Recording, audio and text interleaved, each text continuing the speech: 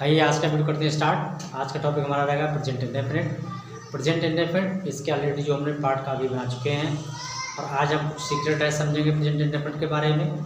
तो इसके बारे में हम ये समझेंगे कि प्रेजेंट इंडेफिनिट का जो शॉर्टकट है यहाँ पे शॉर्ट में किस तरीके से हम कोई भी सेंटेंस है जिसको हम शॉर्ट में बनाना चाहते हैं तो कैसे उसको इंग्लिश में ट्रांसलेट कर सकते हैं। इसकी प्लेलिस्ट का लिंक आपको मिल जाएगा। प्लेलिस्ट में बहुत सारे वीडियो अपलोडेड हैं ग्रामर का, तो वो आपको प्लेलिस्ट पे ओपन करके आप देख लेना है। काफ़ी चीज़ें वहाँ पर सेंटेंस काइंड्स ऑफ सेंटेंस हैं, टेंस हैं, वर्ब है, एडजेक्टिव, सारी चीज़ पड़ी हुई है। तो आइए देख लेते हैं। तो देखिए ये आपका शॉर्टकट है कैसे, यह इंडेफिनिट है। और आज के वीडियो में आपको तीनों ही टेंस इंडेफिनिट की इसी वीडियो में मैं कंप्लीट कराऊंगा, जिसमें आपका past indefinite, present indefinite plus future indefinite सभी इसी में कंप्लीट आपके होंगे। तो यहाँ पर पहला टॉपिक हमारा आता है प्रेजेंट इंडेफिनिट।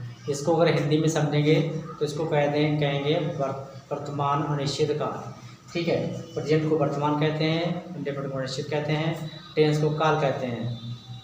तो इसीलिए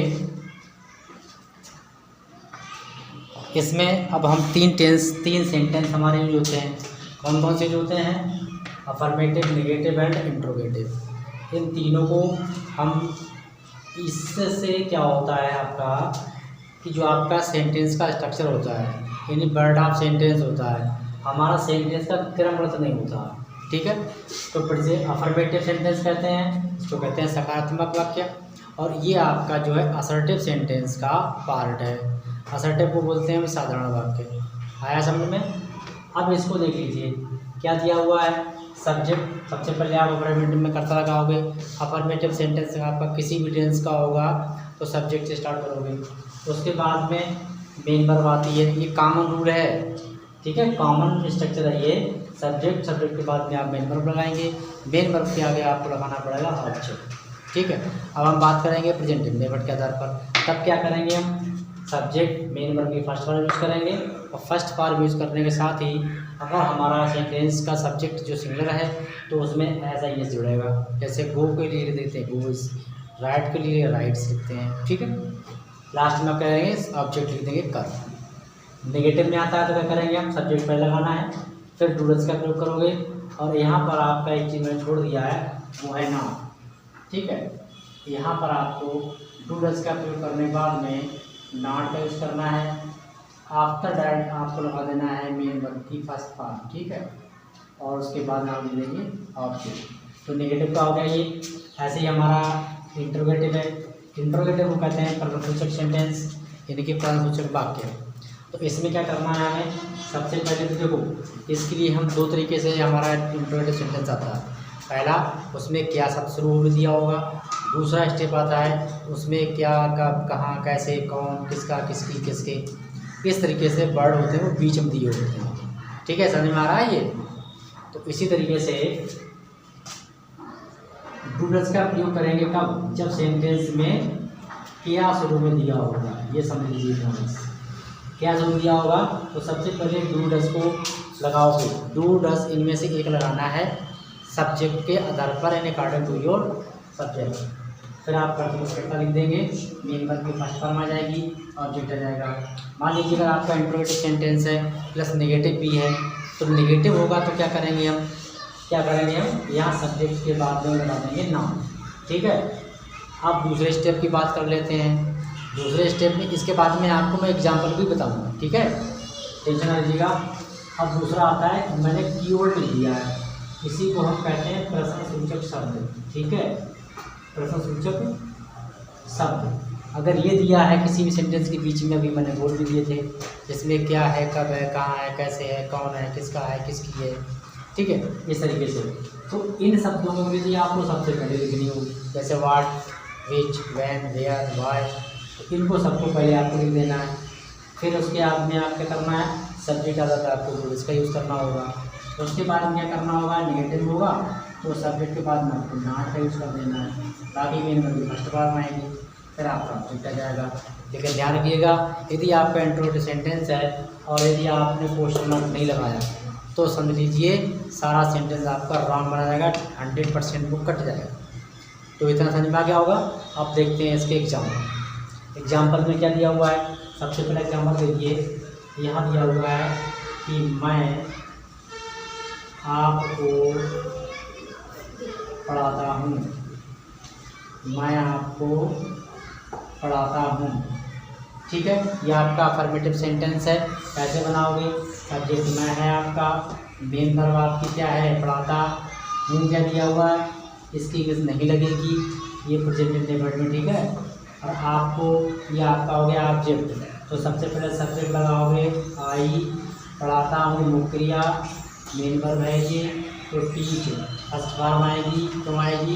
क्योंकि हमारा ये सिंगुलर है लेकिन फर्स्ट पर्सन है, इसीलिए इसमें जो है फर्स्ट फॉर्म का प्रयोग करेंगे। ही सी इट के साथ में करेंगे एस और ई एस को मेन वर्ब की फर्स्ट फॉर्म में जोड़ देंगे। तो आई टीच यू बन गया, ये आपका हो गया अफर्मेटिव। ठीक है, नेक्स्ट देखते हैं नेगेटिव, देखते हैं नेगेटिव में क्या है। रीमा अपने घर जाती है। ठीक है, अभी क्या करोगे? नेगेटिव में आ गया। सो ये भी आपका अफर्मेटिव में है, लेकिन ये किस में? ये सिंगुलर में है। रीना सिंगुलर है, लेडीज है, तो लिखेंगे हम रीमा जाने को होती है। अब वो है फर्स्ट फॉर्म, रीना है थर्ड पर्सन और सिंगल सब्जेक्ट है, तो क्या करेंगे? हम एस में से जोड़ देंगे। ओ दिया है लास्ट में तो ई एस जुड़ जाएगा, और कुछ वर्ब ऐसे जिसमें ई लास्ट में दिया होगा तो आपको एस जोड़ देना है। ठीक, आगे बढ़ते हैं। तो रीना गोज टू, आपने अंग्रेजी रीना है फीमेल है, तो इसके साथ में हर लगाओगे, हर होम। रीना अपने घर जाती है, सेंटेंस कंप्लीट हो गया। इन सबके video grammar for all classes नाम की प्लेलिस्ट अपडेटेड है चैनल पर, उस चैनल पर जाइए, प्ले स्टोर ओपन कीजिए, लिंक आपको डिस्क्रिप्शन में मिल जाएगा। ग्राम से सारे वीडियो देख लीजिएगा और जो अपडेट हम देंगे वो आपको प्ले स्टोर में मिलता रहेगा। ठीक है, 10th 12th English complete course available है चैनल पर, उसकी प्ले लिस्ट बनी हुई है। 12th की बायोलॉजी भी कंप्लीट है, उसकी प्ले लिस्ट बनी हुई है। ठीक है, अन्य सब्जेक्ट भी आपके हैं आर्ट स्ट्रीम के, उनकी भी प्ले लिस्ट बनी हुई है, वीडियो अपलोडेड है कंप्लीट कोर्स के साथ में। कोई पैसा नहीं खर्च करना है, सिर्फ यूट्यूब चैनल सब्सक्राइब कीजिएगा, हेमंत सिंह लेक्चर्स, सब कुछ स्टडी कीजिएगा। यदि आप पेड कोर्स लेना चाहते हैं तो मात्र 199 रुपये में इंग्लिश 10th 12th क्लास का कंप्लीट कोर्स अवेलेबल है। BA first semester, third semester, 5th semester का भी इंग्लिश का कोर्स कंप्लीट अवेलेबल है। ठीक है, चलिए अब चर्चा करते हैं आगे। नेगेटिव में देख लेते हैं। नेगेटिव आपका क्या है? यहाँ पर आ जाएगा कि मैं आपको नहीं पढ़ाता हूँ। ठीक है, मैं आपको नहीं पढ़ाता हूँ, तो क्या करेंगे आप? यहाँ आपका आ जाएगा I do not teach you. ठीक है, I do not teach you, यहाँ डू लगा दिया। ठीक है, अब है रीमा अपने घर नहीं जाती है, इसको मैं नेगेटिव में बदले दे रहा हूँ। ठीक है, अब क्या करेंगे? यहाँ पर यहाँ इसको हटा देंगे और यहाँ पर यूज़ करेंगे रीना। देखो ये फर्स्ट पर्सन, ये थर्ड पर्सन फीमेल है, अकेला है, और ये थर्ड पर्सन फर्स्ट पर्सन है, और ये क्या है? अकेला है, लेकिन ये फर्स्ट पर्सन है, तो यहाँ पर लगेगा डज। ठीक है, does not go to her home, negative बन गया। ठीक है, अब इसको एक बार आप नोट कर लीजिएगा, आगे बढ़ते हैं। इससे पहले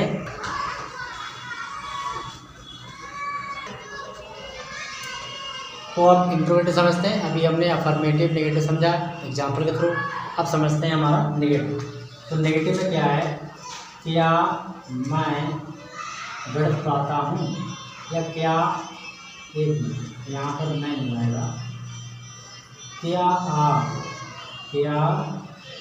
आप गणित पढ़ाते हैं, तो ये इंट्रोगेटिव है। लेकिन क्या है? शुरू में क्या दिया हुआ है, तो क्या करेंगे? अब देखिए ये वाला रूल अपना होगा, डू और डज कर्ता के अनुसार सबसे पहले लगाओगे, मेन वर्ब की फर्स्ट यूज होगा, और लास्ट में लगाओगे आपका ऑब्जेक्ट में।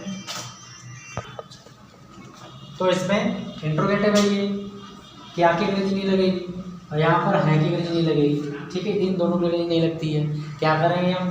सबसे पहले लगाएंगे डू डज, क्योंकि क्या शुरू दिया हुआ है, तो यहाँ पर आप डू कैसे बोलोगे? यहाँ आप दिया है, तो आप हमारा क्या है? बहुवचन है, यानी कि प्लूरल नंबर है, तो लिखेंगे डू को पहले, हेल्प नंबर लगाएंगे सब्जेक्ट अगर पहले, तो डू, फिर आएगा यू, आप क्या करते हैं? पढ़ाते हैं, पढ़ाने होती है टीच, और क्या पढ़ाते हैं आप गणित, तो डू यू टीच मैथ,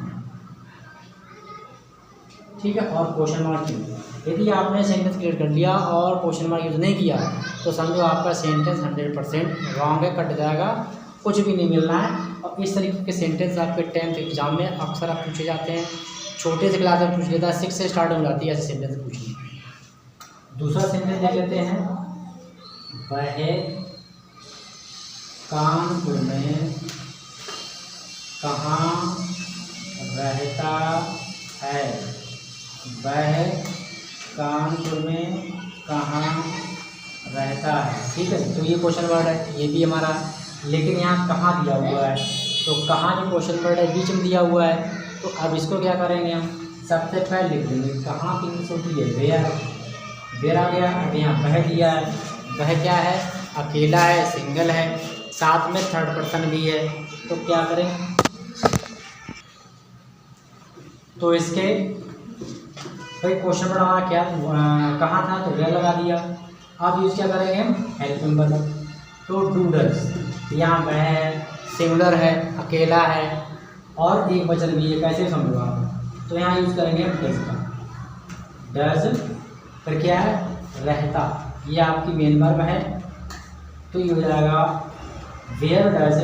अब आएगा आपका वह, ये सब्जेक्ट है, तो सब्जेक्ट क्या हमारा वह है, तो यहाँ ही आ जाएगा। अगर यहाँ रहती होता तो यहाँ हो जाता सी, वेयर डज ही, रहने को होती है लीव, कहाँ, कानपुर, तो लिख दोगे इन कानपुर, ठीक है। अब आपका इंट्रोगेटिव एग्जाम्पल कंप्लीट हो गया। तो इस तरीके से आपको इन जो देखना, लेकिन इन चीज़ों को आपको जरूर फॉलो करना है। अगर आप इन्हें फॉलो नहीं कर पाएंगे तो समझो आपका जो सेंटेंस का जो ट्रांसलेशन है वो आपका सही तरीके से नहीं हो पाएगा। तो उम्मीद करता हूँ वीडियो आपको पसंद आएगा, पसंद आया तो लाइक शेयर सब्सक्राइब कीजिएगा चैनल को। प्ले स्टोर पर जाके आप एप्लीकेशन डाउनलोड कर सकते हैं। प्ले स्टोर पर आपके लिए इंग्लिश किसी भी क्लास की आपको स्टडी करनी है तो कंप्लीट कोर्स के साथ में कोर्स अवेलेबल है, बहुत ही लो प्राइस में। तो जाइए प्ले स्टोर पर डाउनलोड कीजिए हमारा लर्निंग ऐप, और मिलते हैं नेक्स्ट वीडियो में। Thank you.